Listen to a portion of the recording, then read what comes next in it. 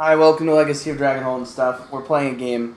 I'm Luke. I'm Mark. We're going to do things. It's going to be great. Yeah, this will be fun. Yeah. So, we've basically done our character development stuff, which is all cool and whatever, and you'll figure it out as you go. If you're not familiar with the mechanics, we're not here to explain the mechanics. We're here to play a game and have fun. You slump down on the wooden bench, stretching your legs. You have traveled for nearly a week now towards a small village called Dragonholt. Your journey is at the request of Celeste, a former adventuring companion and friend who has since found her calling as a tutor to the children of Countess Regina Fairfax, Lady of Dragonholt. You take a moment to reread the letter. You are uncertain why Celeste has summoned you to Dragonholt. Her letter is strange, speaking only of a vague threat that requires your assistance. And although you are sure the letter was written in her hand, the message contains several details that you find uncharacteristic of the elf you adventured with in the past. You have always known Celeste to be excessively proper in her speaking. She must have been in a panic while writing to have produced so many spelling errors. There we go. Even more alarming is the brief note on the back of the letter. Please refer to my first letter. You had not received any word from Celeste before this one. Could she have sent another letter that was intercepted, as she had feared? You look up from the letter to see Miriam, a gnome merchant you've been traveling with, talking to another traveler and pointing down a path toward a foreboding-looking forest. Geez, there are even typos here when they're not supposed to be. Aye, if you're going to Dragonholt, you'll have to go through Eventide Forest. Ain't no way around it. About a day's travel straight through. Miriam thanks the traveler, and he continues on his way in the direction opposite of the forest. We should proceed with caution, calls Braxton from behind you. How many people are in our party? Tarja thinks too many. Rumor has it there are bandits who make camp in those woods. We should watch our backs as we pass through. So our three options are, let's make some headway before we lose the light. What else have you heard about these bandits? Or, stick close, Miriam, it's dangerous to get separated. Tarja always errs on the side of wisdom and caution for things like this. I like to get to the end, but I don't want to do it in pieces. So, I'm assuming we're choosing stick close, Miriam, it's dangerous to get separated? Yes. That would be my personal before. The young gnome glances over her shoulder at you with raised eyebrow. You're starting to sound like Braxton. She twirls to face you and walks backward down the road in front of you. Despite my size, I'm quite capable of protecting myself, you know. Braxton chuckles warmly to herself. Even though you can protect yourself, try not to worry us too much. Alright, so now we have two options. We should hurry along before it gets dark. Do the rumors about bandits have any merit? So, I think the two of us can handle whatever's coming our way. So let's just get in there. You hustle forward to catch up to the gnome and keep pace with her. Braxton falls in just behind you. I understand your enthusiasm, but we must take our time once we enter the forest, or we may become lost. Oh, Braxton, shut your mouth. Always naysaying. Always doting. It's almost as if you two are knocking boots. As you speak with the traveling companion, small trees begin to dot the terrain about you. Tall grass gives way to brush, and you soon find yourself at the edge of the forest. Mark, time passes. Braxton smiles gently, nodding her head in Miriam's direction. I will continue to protect your friend Miriam for as long as she requires my services. As you may have noticed, looking after her does not leave me much time for anything else. If you know what I mean. I resent that remark, calls Miriam. After that, I was not certain what to do with myself before meeting Miriam either. I suppose I will travel to a larger city and try to find employment. Her gaze loses focus, and she strokes the hilt of her sword with one hand. Tarja does not like where this is going. I was knighted after saving Lord Garrett Collar's life, and I served him faithfully for years. He was the Count of Lake Harmon, a cousin to Baroness Iona. Lord Collar was a good man, a good human. He taught me to read, he taught me... Braxton trails off as she takes a deep breath. He was a good man, but in time, he died. She glances at you, then looks all around as if to find lurking threats. My sword can't vanquish old age and illness. In any case, now I am a knight errant. Let's talk about something else. You change the subject, electing to ask Braxton what she knows about Dragonholt. I've never been to Dragonholt myself, says Braxton. Lord Collar's lands were west of here, so I never had occasion to visit. I did hear that the village was a fine inn, though. You heard that from me, calls Miriam. Miriam's aunt runs the place, says Braxton with a smile. Apart from that, I think the place is rather unremarkable. A small collection of houses surrounded by farms and orchards. She frowns and drums her fingers on the hilt of her sword, looking all around. Well, there was that one story about our brave hero who could freeze a dragon's flames in his throat. But I think that was just a story. Braxton lapses into a comfortable silence for some time. Now we have three options. We can either ask Braxton about her family, ask Braxton about orcs, or leave Braxton to her thoughts. I mean, I know all I need to know about orcs. I'm an orc. What does it matter? That's useless information. I think maybe for this point we should actually tell the mic what we're playing. Yeah, okay. So, I'm Hargan Stormfolk, the stone-dwelling orc bard, who we never gave each other ages, but I don't think we're ageless. Yeah, we're ageless. We're timeless classics, forever. Instant classics. Yeah, so I'm looking to settle down with a nice private but not unsociable lifestyle because the tribe life was not for me.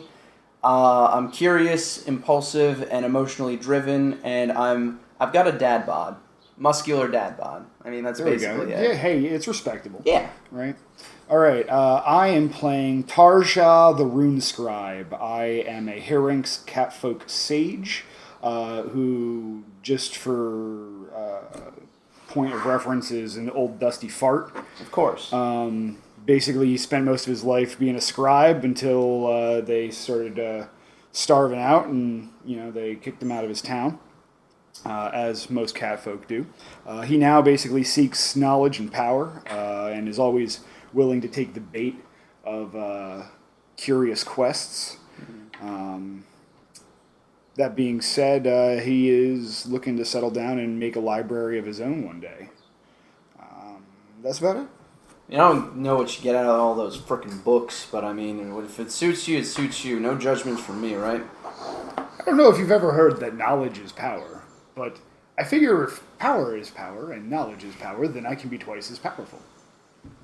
I mean, that's what I got my arms for, right? I just kind of flex a little bit and I'm good. All right. So anyway, what entry were we on? We were on this one where we're asking Braxton crap. Okay, so do we want to ask her about her family, or do we want to leave her to her thoughts because we don't want to ask her about orcs? Yeah, I don't. Screw that. Right. I've got all the orc knowledge I need. I don't know. Do we care about her family? I don't give a shit. I don't really care. So let's just leave her to her thoughts. Okay, agreed. 75-98. Turning. This game's got a lot of turning, but it's okay because it's fun. 75-98. It's a short, sweet one. Beautiful. Seems to be how that always works out. 75-98. Don't mind her. Don't mind her, Miriam says at you in a hushed tone. Braxton isn't much for socializing. Don't take it personally. I'm sure she'll warm up to you over time. Great. We should have asked Braxton. Now Miriam's talking. If 2 or more time has passed, nope. Otherwise, read 3859. Dude, we're just doing all this stuff early morning. Yeah, right? Eventide Forest is an intimidating landmark, and you can see why Braxton was concerned. Within an hour of entering the forest, the thin young trees give way to ancient gnarled guardians. The light leafy canopy transforms into an oppressive shroud that cloaks the road in darkness, even during the most sunny of days. Time passes. What? Oh my god. Now we got 2 times. In the darkness of Eventide Forest, a chilling stillness reigns, and even birdsongs are drowned out by silence.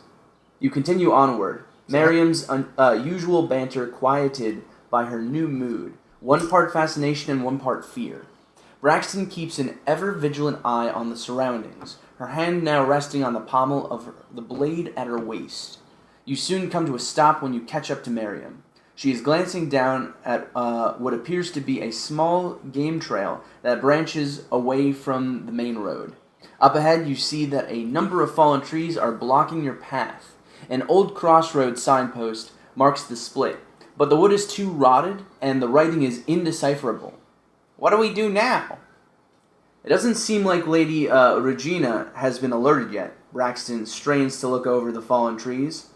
We could clear the road ourselves or send word to Lady Regina once we reach Dragonholt. We could try this trail, offers Miriam. Maybe it connects to the main road on the other side.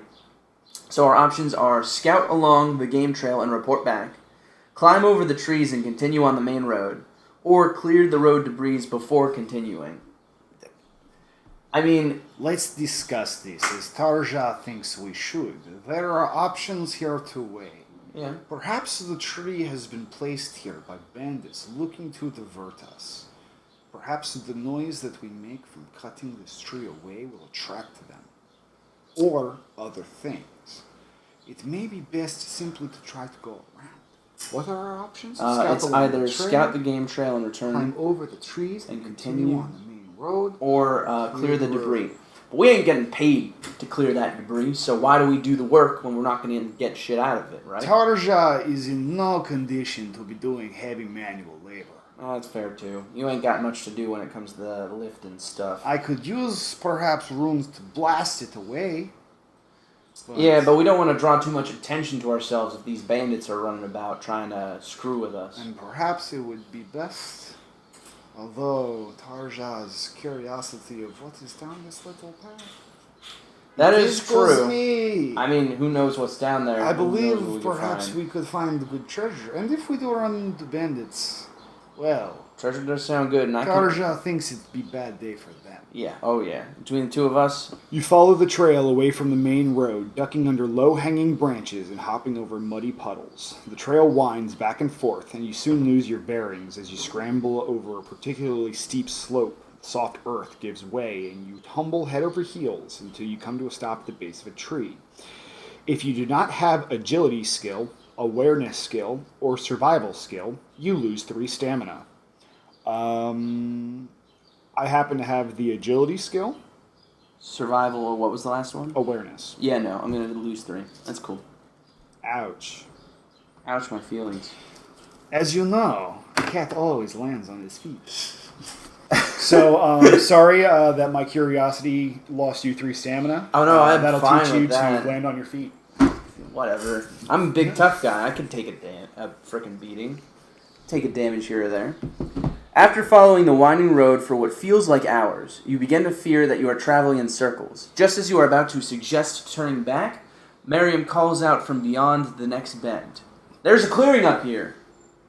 As you round the bend, you see Miriam staring up at a single massive tree that stands alone in the center of a clearing some 20 paces across. Although the great oak's canopy is just as thick as anywhere else in the forest, its branches reach well above the tops of the surrounding trees, affording you a view of the sky at the edges of the clearing. It's already night! No wonder I feel so tired! Miriam mutters with a large yawn. Sure enough, when you look up, you see stars sparkling brightly in the vast emptiness of the night sky. You note how brilliant they seem so far from the torchlight of the city. Ah. How beautiful. At the edges of the clearing, several paths cut through the dense trees, leading away from the great oak in different directions. Only a few seem well traveled, but none are marked by signs. Braxton, too, has noticed the myriad options for further travel. We should get our bearings before making camp for the night. Miriam rolls her eyes at Braxton's suggestion. We can use the sun as our guide in the morning. I'm going to sleep. With that, she takes out a bedroll and makes camp at the base of a great oak. Okay, so you just want to do that? Are you good with me going up the tree? Yeah, go up the tree. Right. I'm going up. Absolutely. I'm going up the tree then. Read entry 3729. For state of record, we're going to go a little off book here, and I'm going to state that I'm doing this alone. Yeah, oh, absolutely. As you climb up the great oak tree, you find a number of curious items secreted throughout its branches. Nice. There are scraps of paper covered in writing in various languages and hands, some tied around branches. Oh, hands being scripts. Okay. Oh, gotcha. Yeah, not physical hands. I was like, what the heck That is just this got dark macabre real crap? fast. So anyway, some tied around branches, others glued to the trunk with sticky pine sap. There are intricately carved statuettes tucked into crooks in the tree's boughs or strung from leather cords. There are small clay pots tucked into holes. You pocket a small wooden trinket to show your companions when you return to the ground. You gain the wooden trinket, item B. A heart is carved into the wood containing the letters T and U. Interesting. Some lover's gift. Yeah, it's cute. All right. But how Leaving- much is it worth is the question. How much can we get for this if we sell it back in town? How much you got? What are you buying? What are you selling? I'll buy it at a high price. Anyway. Enough of that. Leaving the other objects as undisturbed as you can manage, you climb from the thick, sturdy branch to thick, sturdy branch until you find yourself in the upper boughs of the tree, moving more cautiously lest the thinner branches give way beneath your weight. You saying I'm fat? I am a tiny kitty. I mean, maybe the limbs just aren't that stable. Okay. I mean, tiny kitty, everything's proportional. Yeah, it's all right. You make your way to the edge of the leaves and look out over eventide forest. The trees beneath you murmur and whisper in the night breeze, visible as little more than dark ocean of rustling leaves. Ooh, that visual gave me a nice calm feeling. In the distance, you can see the beacon tower in Dragonholt rising above the forest. You are now confident you know the way to Dragonholt. Woohoo! I found stuff and we know our way. Mark story point P3. P3. P3! I'm gonna pee on 3 things. When you return to camp, you show the wooden curio to your companions, but they have no better idea of what to make of it than you do. You decide to keep the trinket as a souvenir to remind you of your trip. Read entry 8549. I mean, it's all right, I guess. You know, it's wooden thing. It's carved or whatever, but ain't made of gold, is it? I mean, for my character reference, I would have really rather had it like a scroll or something. Sure. Because they were like, there's tons of writing up there. But I will take the wooden trinket that it gives me. So 8549. I mean, you were afraid of, I guess, disturbing the pieces of paper, like carrying them off the tree because they were all stuck there or whatever. All right, short read. Cool. A couple of choices. Which one? 8549. Cool. You assist Braxton in gathering some kindling and start a small campfire a few paces from the great oak. While you work, you can hear Miriam humming softly to herself. You sit out your bedroll and relax. Although you are all tired, a brief chat around the campfire is not an unwelcome event. We don't have a choice because going straight to sleep requires story point H3, which we don't have. Okay, so we have to ask one of them. We have to ask Miriam because we don't have the plot point for Braxton because we didn't talk to her. We did talk to her earlier, so I guess it's forcing us to talk to Miriam because we talked to Braxton earlier. Okay. That's what it is. Got it. Got it. Let's roll. So let me just point out mechanically something that's interesting. That's totally what we would have gotten to if we had talked to her the first time. Yeah, so we're just literally, we're talking to you, now it's we're talking to you. It's a choose your own ending, but it can double back. Right. Yeah, that's what I like about this. It's just a modular choose your own ending game, but it actually, the choices seem relevant and clear, and there's some fun in it. Yeah. So, anyway, I'm glad you asked. Oh, wait, hold on. I'm glad you asked, bubbles Miriam. I'm going to set up the finest apothecary shop the Dragonholt has ever seen. I'll brew potions and sell remedies and make lots of money. She nods, tossing a vial of pink liquid into the air, catching it and balancing it on her finger with no particular reason. Wow, she's Bane. I feel like she's the like Toad of the Mario world of this game. But this game. Hello, it's me. She's the character that's just made to be annoying. Yeah. My aunt can help me get started. She already runs the best inn in town, and she's a fantastic tailor, too! Miriam flourishes with her half cape and brightly colored tunic. Oh, God. Vomit. I love it. It's great. So, my current preferences would be either ask her about the potion she brews, which is kind of less favorable in my eyes, tell her what we know about the markets, or educate her on methods for barter and trade. The last one, I think, is strongest. Okay. I mean, but that's just my take. No, I'm cool with that. Let's roll with it. Yeah? Yeah. Okay. Requires persuasion, skill, or streetwise. Which we have streetwise. Hargan has the per streetwise, yeah. The per streetwise. It works like that. So we're going to 8508. You talk to Miriam through several strategies for ensuring a good price from her supplies and setting her own prices for clients. This would be much I don't even know. I don't remember what voice I used for her earlier. It doesn't matter. It just needs to be high-pitched and annoying. This would be easier! Maybe a little less. Maybe don't destroy the audio capture. This would be easier if I had a clear idea what my expenses will be, muses Miriam. And Safety told me there's a place I can buy where the last apothecary used to be his shop. It'll all be human-sized, of course, but I can manage. But I don't know how much it will cost, or if I'll need to make a loan. I can't just figure this stuff out later. Keep your eyes peeled for shrinking violet. It likes to grow in forests like these. I made choices today. I don't know how I feel about those choices. What about you? Asks Miriam. What are you planning to do in Dragonholt? Before you can answer, she hunches over and crooks one finger like a sinister hook, putting a sneer into her voice. More sneer? All right. Are you looking? Are you seeking vengeance on a terrible foe? Jesus. Just as quickly, she swoons, throwing one hand artfully over her forehead. Or are you in search of love? Okay. Miriam tumbles backward over a log with a squawk. She grins up at you from a pile of sticks and leaves. Or maybe it's just a chance of encounter. She continues to talk about everything and nothing before finally pausing for breath. I kind of want to know about the forest. Yeah, I mean, it's pertinent to what's going on. She didn't seem like she knew much when she was just charging in earlier like But that. now she knows that there's flowers growing here? That's true. She did mention a specific type of maybe flower. she just didn't care, or maybe she's been here and the rumors She's just of bandits very- are just rumors. Yeah, well, she must be very comfortable in the atmosphere then. Oh, yeah, sure. Let's go for All it. right. Yeah. Yeah, see. We're going to ask Miriam about Eventide Forest, so we read entry 2306. Something tells me this is going to be like, tells us about the bandits. Yeah. Yeah, see? Tell us about the bandits, see? We want to know the information, see? 2306? 2306. I've heard all sorts of stories about Eventide Forest, Says Miriam.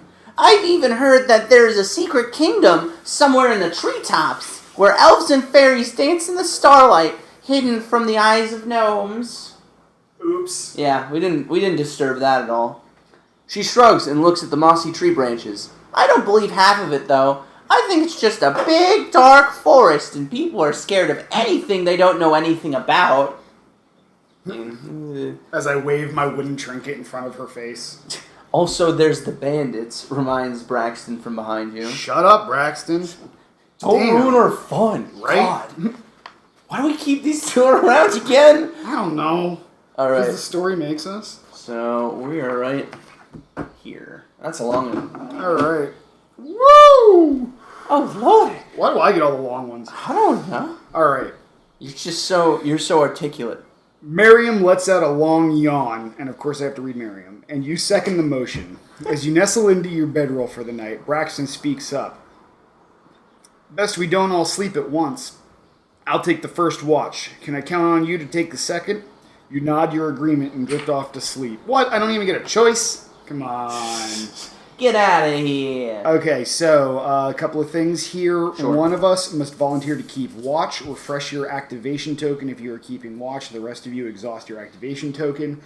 I'm basically going to say that at this point, one of us selects to stay watch, and the other person does not get to weigh in when making a choice. Right. No, that's reasonable. Okay, I agree with that. cool. So who wants to take watch?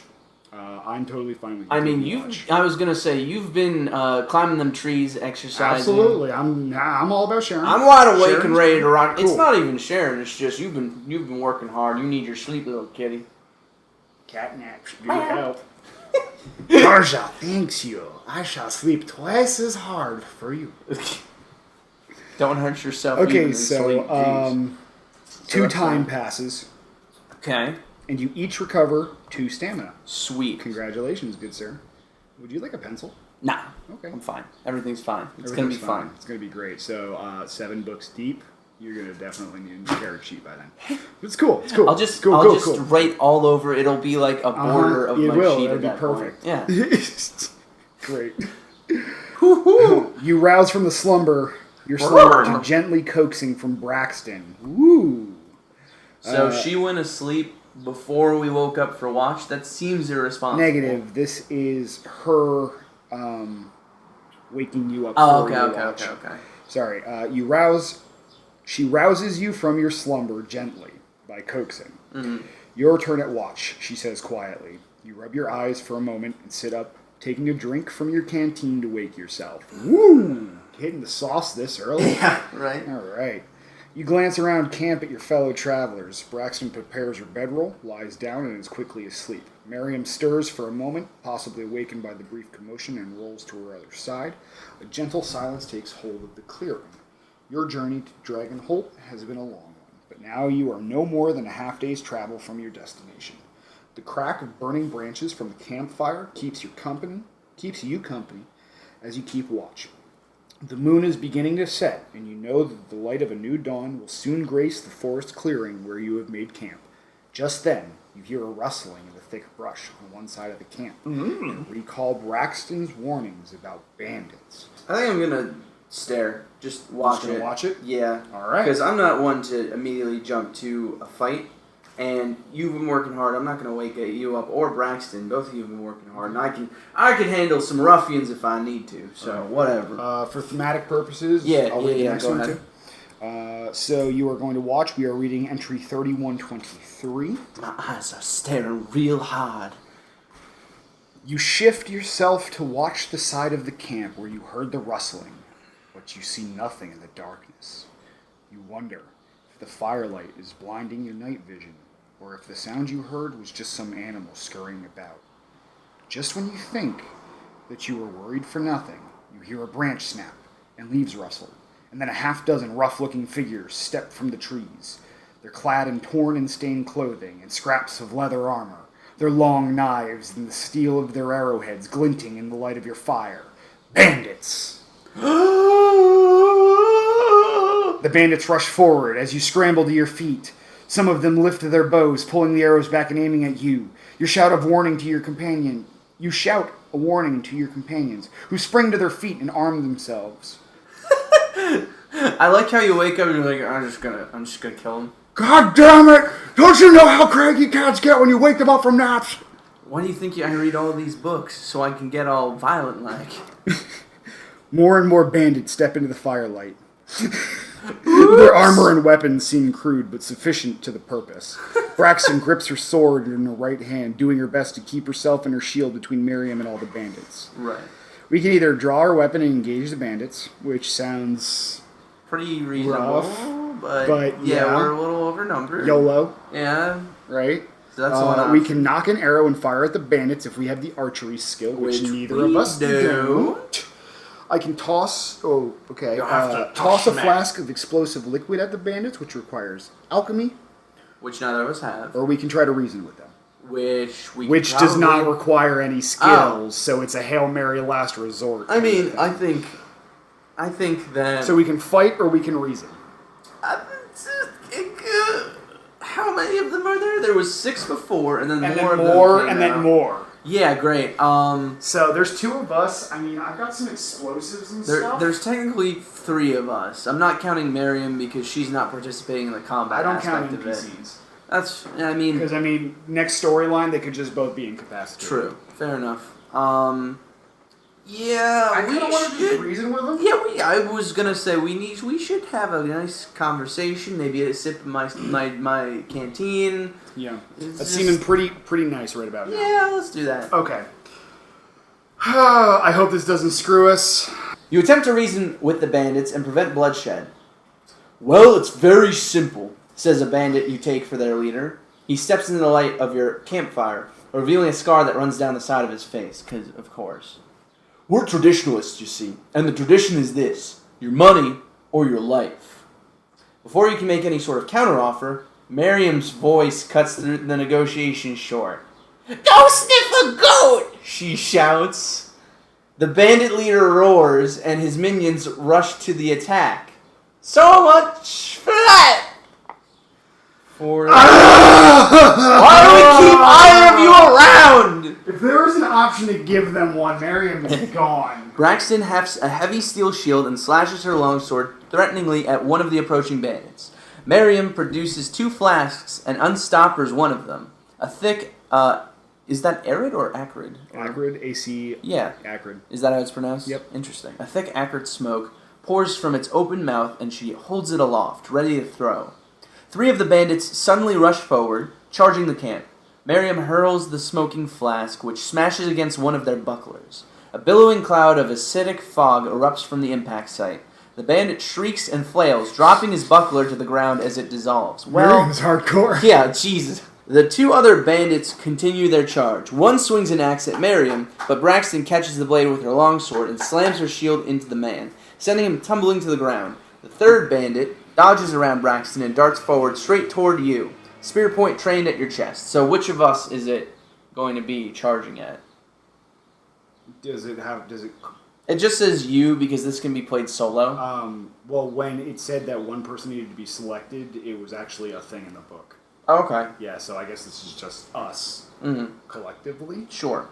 So we either dodge the attack, catch the spear and disarm the bandit, deflect the spear and counterattack, which requires dueling or military, which I don't believe either of us has, or we blast the bandit with a rune. It looks like it's someone's time to shine, buddy. I'm down to blast with a rune. Yeah! You produce a blasting rune from a hidden pocket. With a violent thrust of your hand, you channel the arcane energy from the shard into the ground before the charging bandit. The earth swells before erupting in an explosive spray of molten shrapnel. The explosion occurs closer to you than you had anticipated, and you throw yourself to the ground to avoid the shower of shattered stone. Do you have agility? I do. Dope. So you're fine. You don't lose anything. Tarja comes prepared. When the dust settles, you see the bandit lying motionless beside the smoldering crater. All right. For Collar and Harmon, bellows Braxton in the flickering firelight. She seems a demon from a nightmare, huge and dark and powerful. You said 95-13, right? Yeah, 95-13. Okay. 3 of the bandits attempt to surround her, but she pivots away, slamming her shield into one and knocking her down.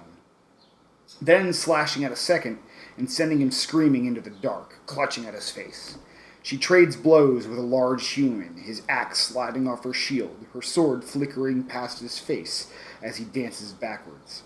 You notice a bandit with his hair in a long braid creeping up behind Braxton with a knife glimmering in his hand. Focused as Braxton is on her battle with the large bandit, she clearly hasn't noticed. Intercept the approaching bandit, catch the bandit from behind, stop the bandit with an alchemical concoction if you have the alchemy skill. Nope.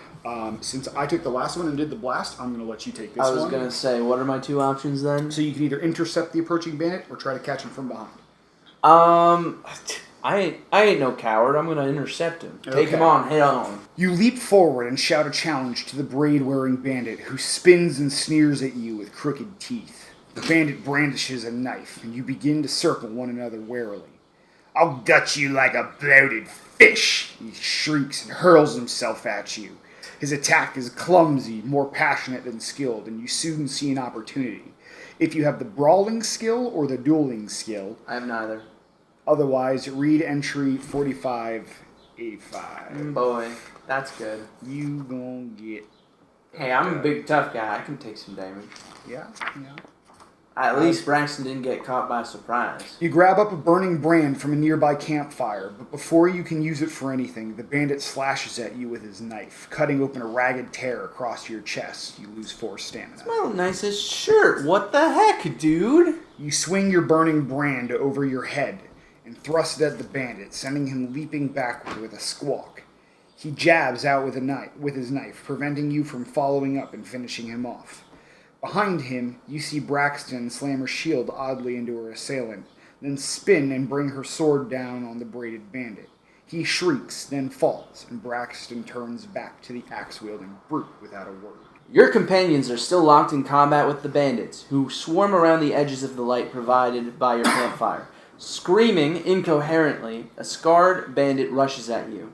In one hand, he brandishes a studded iron mace. The other arm ends in a steel hook. "It's metal gleaming in the firelight, the pirate that he is. Yarr!" So, do we want to assume that this might be me? Oh, this is you. Absolutely. That's what I'm saying, yeah. So, What are you gonna do with the pirates? are you going to rush forward to engage? Are you going to brace yourself to receive the charge, which you need military for? Okay. Are you going to flee and attack at range, which you have Arcana, right? So you can do that. Or you can protect yourself with Alchemy, which you don't have. So you can either... Arcana it is. Yeah. You break away from the fray, sprinting toward the Great Oak, hoping to put enough range between yourself and the bandit so that you can attack from relative safety. You have agility, so that works. The bandit gives chase, but you are too quick for him. You sprint away until you have enough distance to deal with the bandit at your leisure. You fumble in your pack for a rune that might help. After a moment, you fish out a flame rune and clutch it tightly in your hand. A scalding heat envelops you and you push the energy forward to surround your pursuer.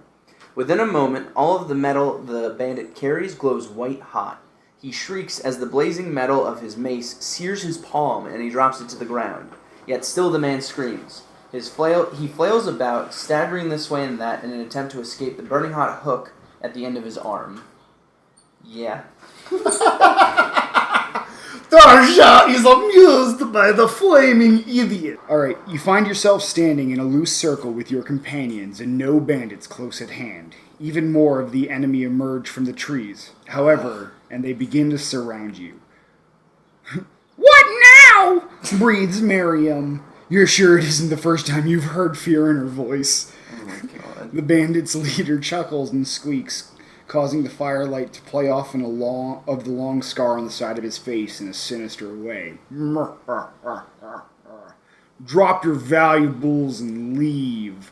There is no need for you to die here.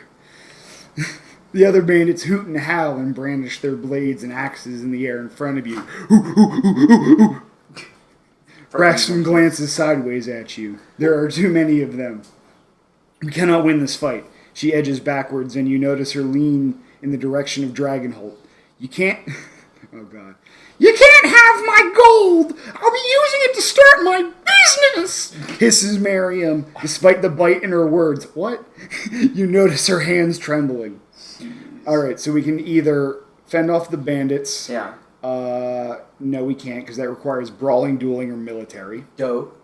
Which we don't have. Nope. We can create a diversion and flee towards Dragonholt if we have the deception or performance. I have skill. performance. I'm gonna play a song. We can create a smoke screen if we have alchemy, or we can turn tail and run. So we're gonna go with diversion. Yeah. All right. Read entry 52-8. Using the darkness to your advantage, you throw your voice, making it sound as if soldiers are approaching through the trees. The village guards! Yells one of the bandit. Here? Leg it, lads. Oh my god. It's a trick, you credulous clods! Bellows the bandit leader. But the panic that ripples through the minions is enough for you and your companions to slip away. Nice. After them! You run through Eventide Forest, scrambling and stumbling as you go. You're surprised to discover that you can see. Yeah. And you realize that the sun must already be rising somewhere beyond the trees. Time passes. Yep. Another time. I did. The narrow and twisting path soon comes to a steep climb and a rocky outcropping that rises above on either side. Large standing stone towers. You can hear the bandits still coming behind you, shouting to their fellows like hounds on the hunt. But any pursuer will have to scramble up this narrow gulch, tip over the standing stone to block the path, fire with your bow if you have archery, which we don't, or set a trap for the approaching bandits if you have survival. Well, it looks don't. like So we're knocking over that tipping stone. over the stone. 25, 33. Right on. Straining and grunting, you push against the standing stone, getting nowhere. Together, says Braxton, stepping forward and placing her shoulders to the rock. The stone grudgingly begins to give way, but the task is physically draining. If you do not have athletics or endurance, which I have athletics, I don't. You lose 2 stamina. As the bandits come roaring up the gulch, you push as... Oh, you got it? Okay. You push as one, and the standing stone picks up alarming speed, falling with a crash that crushes several bandits while others skid to a stop. Hooray, we're murderers. Yeah. Welcome to town, murderers. I hope you enjoy your stay, as short-lived as it's going to be. I hope we get to the town and they're like, hey, there's these bandits that we have a problem with. And we're like, no, there isn't. With the bandits preoccupied by your efforts back at the gulch, you are able to gain a considerable lead on them. The rocky terrain continues to rise up around you, the trees of Eventide Forest becoming smaller and scrappier as you go. Soon you come to a sheer cliff face, only a few scraggly trees clinging to the rocks rising above you. Sunlight spills across the sky above the cliff, a promise of freedom and safety. You could climb up to the top, but it would be a challenge. The path continues to the left a fair distance, then becomes a tight switchback crawling up the top of the rise. It would be a safer route to the top, but slower than climbing directly. So climb or switchback, and neither of them require skills. You scramble up the cliff face, relying on the trees that cling to the cracks in the rocks for handholds. This proves unwise, as not all of the trees are anchored securely enough to bear your weight, and you find yourself dangling from your fingertips above the steep drop. You each lose 2 stamina unless you have athletics. Ayo, that's my boy. Oh. Do you not have athletics? I don't. No, I don't, but just wait. So I'm going to lose my 2. Yeah. Miriam isn't making things any easier either, despite Braxton's efforts. God, I'll be fine, she huffs. I'm not the only one here who needs help, she says with a nod at you. Yeah, In fairness to the gnome, she's not dangling from her fingertips.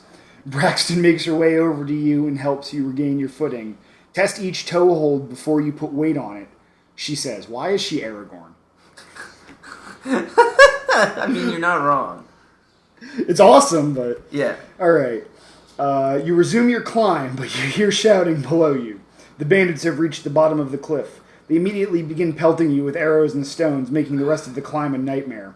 You each lose 3 stamina unless you have agility! That's a you, right? Uh-huh. And that's not a me. Yep. So I took the 2, you took the 3. I like how it's like, I wonder if the bandits heard Miriam screeching in our ears. Oh, I can't imagine how they found us. There is a resolution somewhere in this game where we get to, just sword her. I mean, if that's what the designers were going for, genius. Yeah. Nailed it. All right. 10 out of 10. 0 out of 10. It's the best. Would scream again. Finally, you make it to the top, grasping for breath. You are safe from the bandits' arrows up here, but the bandits have already begun to climb up after you. Great. Of course. So we can throw some rocks at the bandits. Return fire is an option, but no archery. Yeah. Smash a vial, nope, no alchemy. Blast the cliff face with runic magic, requires arcana or runes. Oh look, I have both. I'd say that's not a bad idea. Yeah? Maybe do the thing. Do the thing! Yeah, make it happen, Cat. Alright. So we're gonna read entry 3967. Hey, we don't even need to turn the page. Heyo!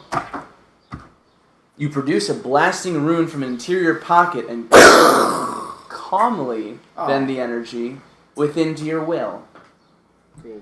You extend a phantom limb towards the rocks below, and with clenched fist, impact the cliff face. You just basically magically punch the wall. Yeah!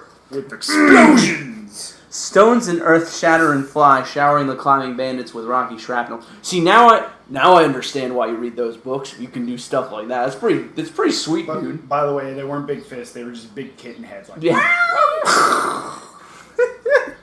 A great cloud of dirt and dust covers the path below, causing the bandits to cough and sputter. Soon the bandits are running from the cloud, retreating into the forest. You have escaped. Read 9999999999999, which is the last one. Yeah, did we actually beat the adventure? Yeah, this is the conclusion. Would you like to read it, or would you like me to read it? Because it's a lot of reading. That is a lot of reading. Why don't you go ahead and start, and if you We'll want switch to, back and forth as we see fit. you can tag out halfway through. As the sun climbs above the trees, you continue your journey toward Dragonholt. At your new elevation, the trees are smaller and farther apart, and at some point you have passed an invisible barrier where you are not in a forest so much as a rocky plain with occasional trees. Dragonholt lies below you, and you can see the beacon tower rising above the trees, the sun climbing the sky behind it. You have less than an hour of walking before you. Time passes. Hurrah! At length you walk through an orchard, the twisted trees heavy with fruit and propped up by weathered boards and poles. Then you find yourself on Dragonholt's main street, walking beneath the dueling dragon statues that serve as the closest thing to a city gate. One dragon is carved from black stone and the other from white, and they arch across the street above you, not quite touching. Marvelous, breathes Braxton. Some sort of memorial of the Dragon Wars, says Miriam. This way, she says, and skips down the cobbled street as if she hadn't been woken in the middle of the night by bandits. You cross a crowded village green that is laid out before a garden shrine with a domed glass ceiling. In front of the shrine stands a marble spire, atop which burns a beacon of fire. Then you pass a building dark with soot and marked by broken windows. Miriam pauses at the intersection and peers down 2 side streets before nodding vigorously and leading the way south. We'll get a proper breakfast as soon as we find my aunt's inn, she says. It's called the Swan. Why? Does it have a lovely white swan painted on its sign? Asks Braxton. Yes, it does. Then what a surprise, we're there. And she points. That's it, let's go. I mean, oh God, that's some dialogue right there. That's some dialogue. When you finally when you finally reach the swan, you find Miriam babbling excitedly to a gnome who looks almost exactly like her plus 20 years. Why? Why don't we have to have 2 of them now? I thought we were rid of this. They're multiplying. You must be Miriam's friends, said the older woman. No. Oh, I'm sorry, You must be Miriam's friends. says the older woman. No. I'm Miriam's aunt, Sapphire. It's good to meet you. She welcomes you inside, and you step down into a blessedly cool, half-sunken common room, where a scattering of thick oak tables and sturdy chairs lie beneath rafters strung with herbs and root vegetables. Thick iron lanterns rest on each table, none lit now, and the light streams in from tall windows against the south wall. Please have a seat, says your host, and you do. I'm gonna go find a place to squanch. Ugh. We made it, says Braxton, dropping heavily into a chair that creaks under her weight. I think I could sleep for a week. None of that, Says Miriam. we have work to do. Braxton lifts her head and glares. Starting tomorrow, I guess.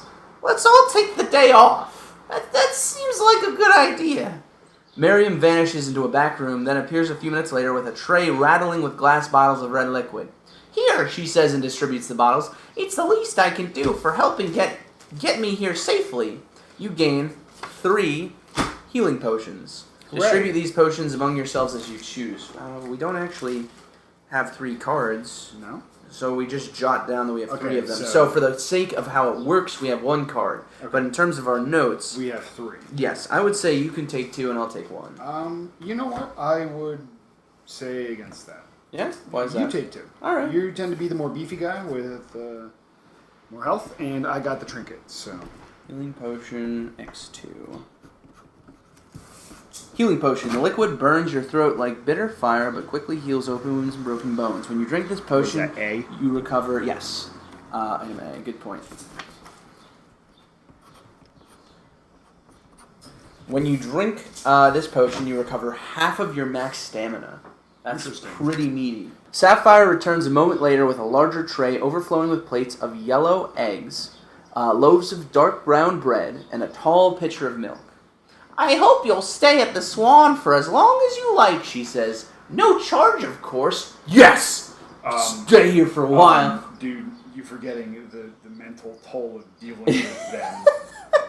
There is a cost. Nothing's ever free. Yeah. You don't exactly pay with money. Yeah. Not after what you went through to get my Miriam here safely. Don't remind me. Miriam pours everyone a glass of milk. She holds her aloft and exclaims, "To new roads! All I name dropped! All I name dropped! That's it! It's game over, everyone! Woo!" Oh, jeez. Braxton takes a glass, holds it up, and looks from Miriam to Sapphire to you, to new friends.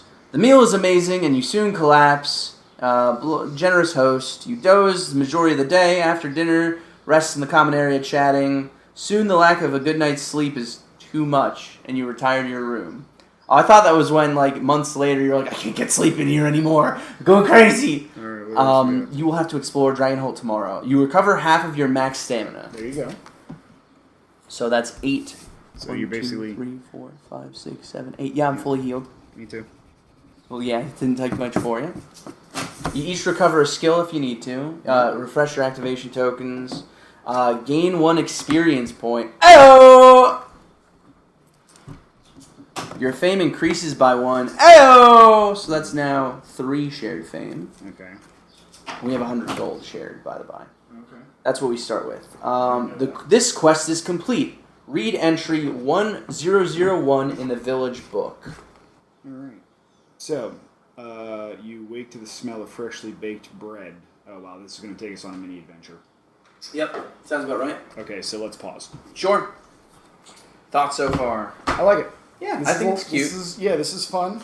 This is something to do in your spare time, which is like the best intro to role-playing I've probably seen so far. Yeah, I think this is a really good way to sort of be like, hey, you're wondering about D&D?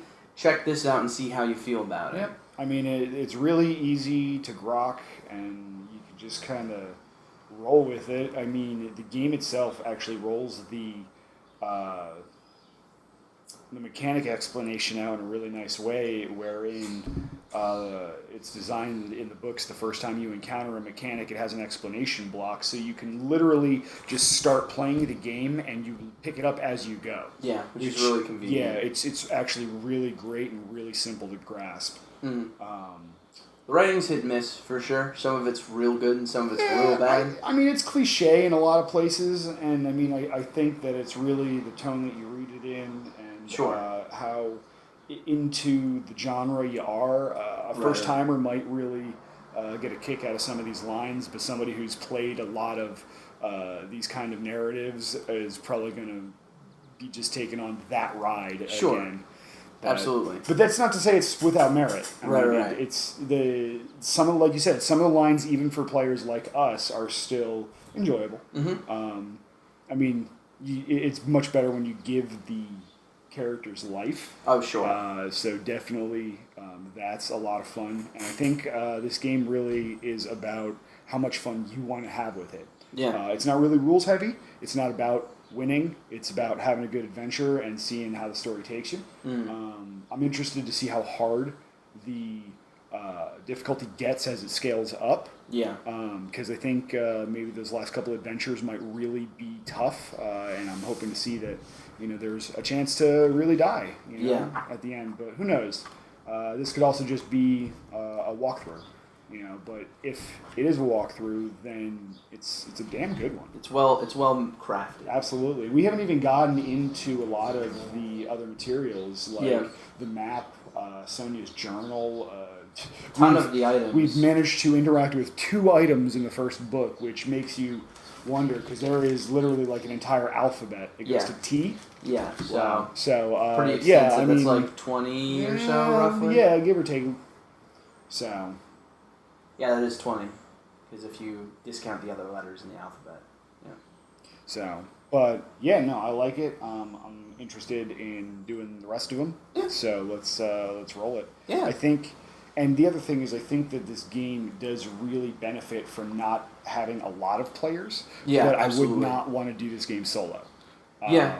2, 3 would probably be ideal if you have a good group. Otherwise, 2 works just fine. Yeah. Sherlock Holmes Consulting Detective, which this game is lightly based on. Sherlock Holmes Consulting Detective is obviously more of a mystery game where once you play it, you've solved or not solved the mystery, and Sherlock explains how you're a fool and how you never solve it because we're all stupid. That game is infuriating. Yeah. But in a well-made way. And that game was considered one of the best 2-player games out there, generally, especially from a narrative perspective. It works in the same book system where each book is a case that you're solving. There are 6 books total for this, whereas for something like Sherlock, it was 10 books. Yeah. But you also don't have this big, thick village book. Yeah, that's like 3 of those booklets. Exactly. That's what I'm kind of excited to see exactly what's going on in the village. Yeah. And that's the thing, is this game is set up in a modular way that it really feels kind of like an RPG. Absolutely. And I really like that. Personally, I'm looking at these book covers. I'm getting really excited for numbers 3 and 4, which is the Crypt of Carthun. Yeah, the Crypt of Carthun, which looks really cool. The Crypt of Carthun. Oh no! I'm always a big undead kind of guy. Yeah. And Whispering Leaves with a tower looks neat. Yeah. I see that module 6 or 5. 6, 5. 6, 5. Terror on the is per- definitely fighting a dragon. Yeah, which seems looks legit. neat. And this last one, That one just looks interesting. paper aesthetically. faces. So I'm thinking political intrigue. There's some dragons on the cover. Masquerade ball kind of thing. Yin Those are Yang the style. entrance of the dragons from the entrance of the town. Okay. Yeah. So yeah, this has got some plot. I think it's got some depth to it. Yeah. I'm interested to see where the story goes. Now that And we have like a firm location that we're going to be clearly exploring extensively, I'm excited to get into the character of what this town is. definitely. Yeah. Cool. We're gonna break now. Yep, Go yep. get snacks. 'cause Snacks. We're nerds and we need fuel. We need them Doritos and Mountain Dew, bro. Okay, that's not what I run on, but respectable to all of those who do. I don't like Doritos. It's the you get too greasy and dirty, Oh no, especially when man! playing I love a game. Doritos. It's just my body. My body hates me when I eat Doritos. I feel you. Alright, that was game number